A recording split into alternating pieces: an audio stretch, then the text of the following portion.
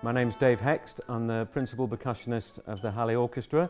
I've been in the orchestra for nearly 30 years now, and in all that time I've played Satie's Parade twice. So this will be the third time.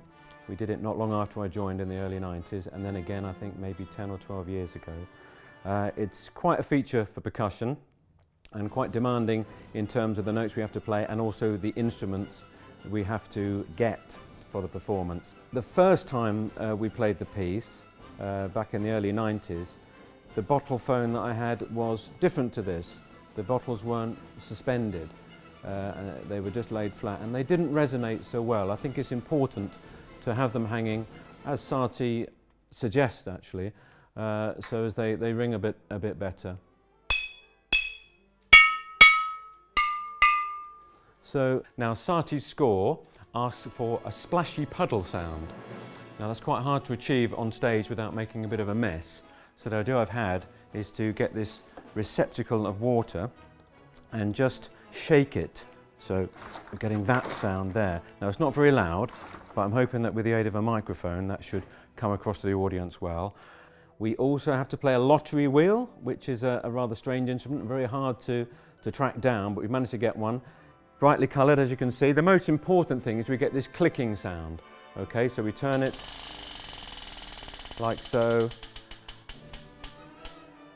and that is the effect that Satie wanted. We also need to play a pistol, 2 sirens, a high one and a low one.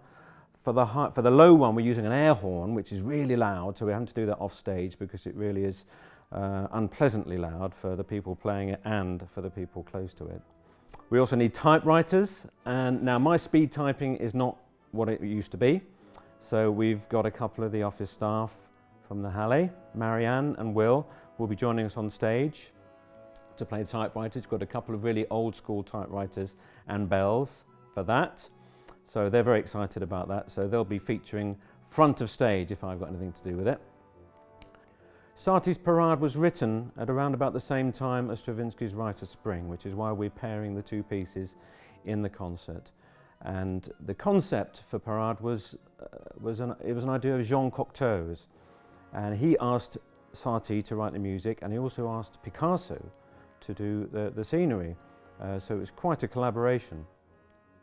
It's a very surreal ballet, and in fact it was coined, the term surreal was coined by a critic who saw the piece before surrealism actually became an art movement. So really in a way you could say this was quite groundbreaking. And also in the concert, as well as the Rite of Spring, which is of course one of the great works of the 20th century, there's in the first half a piece by Schoenberg called the Clayton Act, which is a wonderful piece. No percussion in it. So I'll be practicing my bottle phones off stage while they're playing the Clayton Act.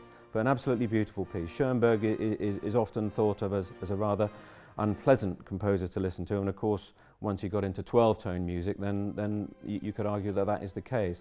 But certainly the Clayton Act is a lovely romantic piece of music, so it's a lovely programme, you know, all in all, the Schoenberg and the Satie and the Stravinsky, so I hope you'll come.